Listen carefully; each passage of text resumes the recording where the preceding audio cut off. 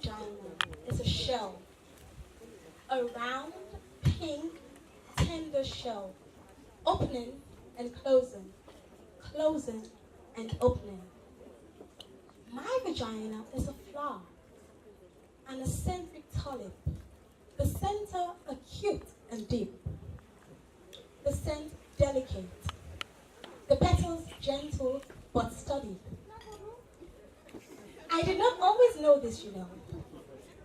I learned this in the Vagina Workshop. I learned this from a woman who runs the Vagina Workshop. A woman who believes in vaginas, who really sees vaginas, who helps other women see the vaginas by seeing other women's vaginas. In the first session, the woman from the Vagina Workshop asked us to draw a picture of our own unique, fabulous, beautiful vaginas. That's what she called it. She wanted to know what our own unique, fabulous vaginas looked like to us. One woman who was pregnant drew a big round mouth streaming with coins spitting out.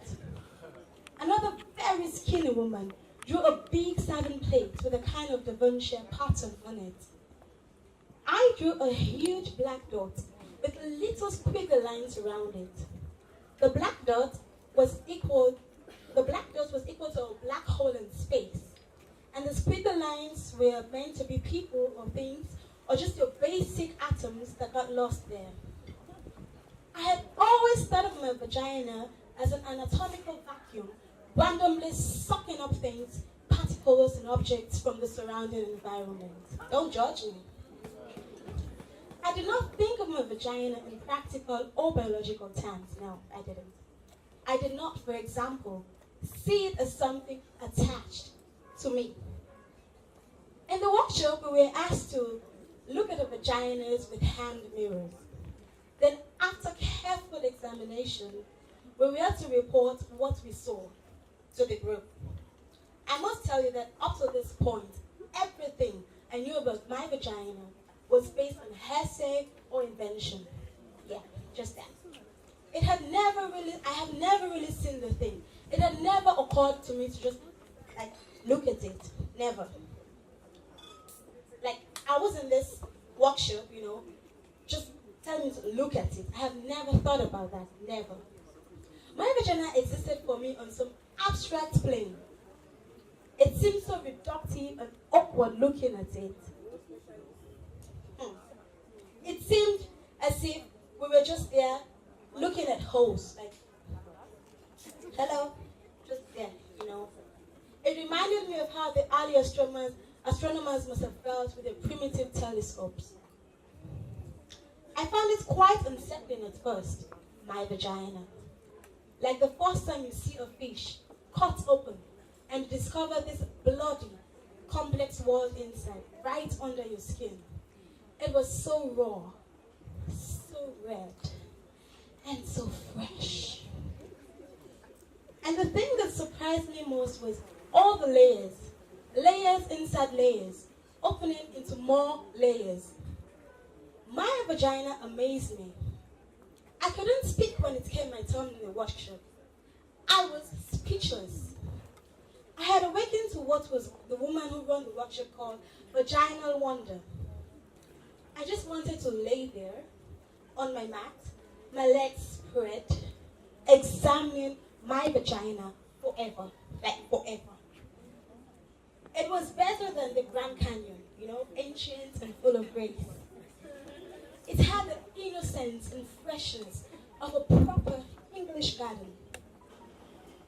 It was funny, very funny. It made me laugh.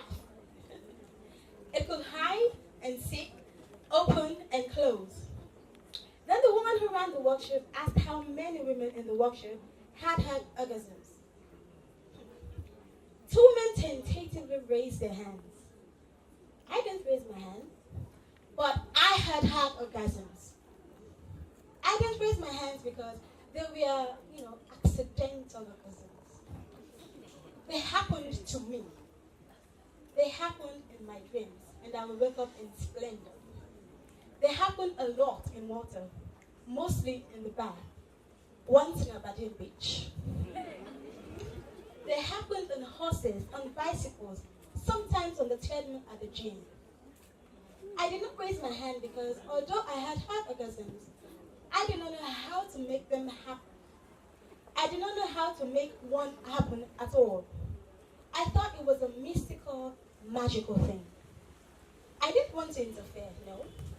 It felt wrong getting involved, contrived and manipulated. It felt Hollywood. The surprise would be gone, and the mystery. The problem, of course, was that the surprise had been gone for like 2 years now. I hadn't had a magical accidental orgasm in a very long time, and I was frantic. That's why I was in the Vagina Workshop. And then the moment arrived that I both dreaded and longed for. The woman who ran the workshop asked us to take out our hand mirrors again and to see if we could locate our clitoris. We were there, the group of women, on our mats, searching for our spots, a locus, a reason. And I don't know why, but I started to cry. Maybe it was sheer embarrassment. Maybe it was knowing that I had to give up the fantasy, the enormous life-consuming fantasy that someone or something was going to do this for me. The fantasy that someone would come in to lead my life, to choose direction, to give me orgasms. I could feel the panic coming, the simultaneous terror and realization that I had avoided finding my clitoris, had rationalized it as mainstream and consumerist because I was, in fact, terrified that I did not have a clitoris. Terrified that I was one of those constitutionally incapables, one of those frigid, dead, shut down, dry, apricot table, bitter, oh my God. I lay there with my fingers, and all I could think about was the time when I was 10 and lost my gold ring with the emeralds in a lake. How I kept diving over and over to the bottom of the lake, running my hands over stones and fish and bottle caps and slimy stuff, but never my ring. The panic I felt, I knew I'd been punished. The woman who ran the workshop saw my insane scrambling, sweating and heavy breathing. She came over. I told her, "It's gone. It's gone. I've lost my clitoris. I shouldn't have gone with it swimming." The woman who ran the workshop